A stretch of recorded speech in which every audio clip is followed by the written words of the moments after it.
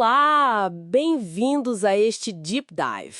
Hoje o tema é uma peça-chave do direito penal que está no nosso material, a teoria finalista da ação. Um tema denso, né? Muitas fontes sobre teorias do crime, mas o foco é esse conceito do Hans Welser. Exatamente, e super importante para quem estuda para concursos tipo magistratura aqui no Brasil. Cai bastante. Com certeza, é fundamental. Então, nossa missão aqui é tentar entender como essa teoria meio que virou o jogo na análise do crime, né? Ok, vamos desembrulhar isso. Vamos lá. A ideia central, pelo que eu entendi, é que toda ação humana tem uma finalidade, um propósito. Certo? Exato. Esse é o ponto de partida. É bem diferente do causalismo que via a ação humana quase como, sei lá, um movimento cego, né? Uma causa e efeito. Não, peraí. A ação humana é diferente. Ela é guiada por um querer, por uma finalidade. As tais estruturas lógico-reais. Exatamente. Ele dizia que o direito não inventa isso, ele encontra essa característica finalista da ação no mundo real e tem que lidar com ela. A vontade é a espinha dorsal da conduta, sabe? Entendi. O direito não pode ignorar como as coisas são. Faz sentido. E aí é que a coisa fica, realmente interessante, né? Sim. Porque se a finalidade está na ação, e o crime é uma ação que a lei descreve, aí vem a grande sacada do finalismo, que o material destaca, que é dizer que o propósito, o dolo, ou então a falta de cuidado, a culpa, que eles não podem ficar lá no fim da análise, na culpabilidade. não podem. Eles têm que estar já na descrição do crime. Na tipicidade. Isso. Isso muda tudo, não muda? Muda completamente a estrutura. É a consequência lógica, né?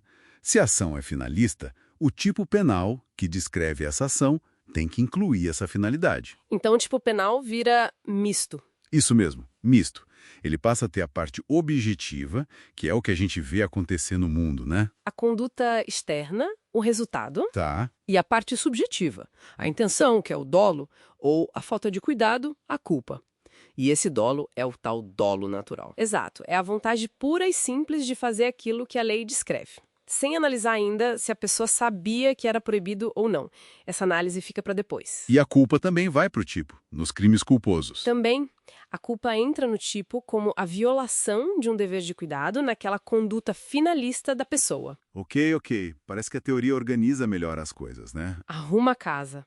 Mas e na prática? O que isso significa? Assim, para quem está analisando um caso concreto, Isso. Quais são as consequências práticas dessa reorganização toda? olha, a principal é que a culpabilidade fica meio que esvaziada daquele conteúdo psicológico. O dolo e a culpa saem de lá. Sai o dolo, sai a culpa. O que sobra na culpabilidade, então? Sobra o juízo de reprovação puro. A pergunta passa a ser, a sociedade pode censurar essa pessoa por ter feito esse fato típico e ilícito? Entendi. E para responder isso, a gente olha o quê? Aí analisamos a imputabilidade, se a pessoa tem capacidade mental, né? A potencial consciência da ilicitude, se ela tinha como saber que aquilo era errado, e a exigibilidade de conduta diversa, se era razoável esperar que ela agisse de outra forma naquela situação. Faz sentido. E o material diz que isso ajuda muito a diferenciar erro de tipo e erro de proibição, né? Aquela confusão clássica do artigo 20 e 21 do Código Penal. Ajuda demais. Torna a diferença muito mais clara, sistemática. Quer um exemplo rápido? Por favor. Acho que ajuda a visualizar. Vamos lá. Erro de tipo. Artigo 20. É um erro sobre o que está acontecendo, sobre os fatos. Imagina, alguém pega um casaco num restaurante, idêntico ao seu, achando que é o seu.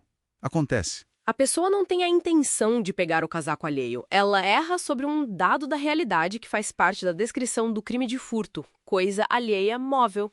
Esse erro sempre tira o dolo. Ok, sem dolo, sem crime doloso. E o erro de proibição? Artigo 21. Aí é diferente.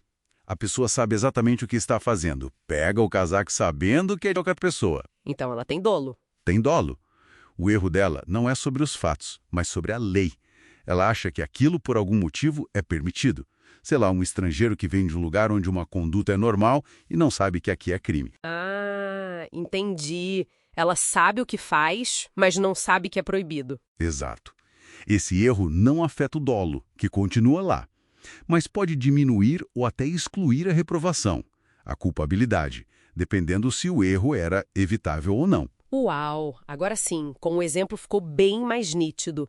E o material fala que o Brasil adotou essa linha finalista, né? Com a reforma penal de 84. Sim, sim. A doutrina majoritária e a jurisprudência seguem o finalismo, principalmente por causa dessa solução clara que ele dá para o problema do erro, que se encaixa muito bem nos artigos 20 e 21 do nosso Código. E parece que trouxe soluções melhores para outras áreas também, né? Tentativa, crimes culposos. Exato. E para os omissivos também. O foco fica mais no desvalor da ação, naquilo que o agente quis ou na falta de cuidado dele. Claro, tem críticas, né? Sempre tem. Tipo, como explicar a finalidade na culpa inconsciente? Aquela que a pessoa nem percebe o risco. É um debate. Mas assim, a influência do finalismo no nosso direito penal é inegável. Entendido. Então, para a gente resumir, o finalismo basicamente sacudiu as estruturas ao colocar a finalidade da ação humana no centro da análise, já na tipicidade. Isso mudou o lugar do dolo e da culpa no esquema do crime e transformou a culpabilidade num juízo mais normativo, de reprovação. Perfeito. E com isso, sabe, o foco desde o comecinho da análise já cai sobre um justo pessoal. Não é só o resultado lá fora. É ação intencional ou descuidada da pessoa. Exato. Se a gente conecta isso com um quadro maior, temos um sistema que busca ser mais coerente, né? Ao reprovar alguém pelo que ela fez de propósito ou por um descuido que podia ter evitado. Faz todo sentido. E isso, talvez, deixe uma questão interessante para quem nos ouve pensar depois. Uma provocação final. Manda.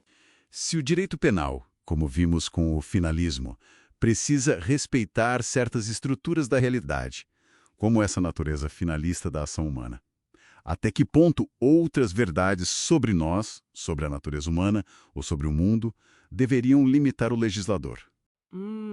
Até onde o direito pode ir ao criar e interpretar leis penais, desconsiderando essas estruturas pré-jurídicas? Fica aí a reflexão.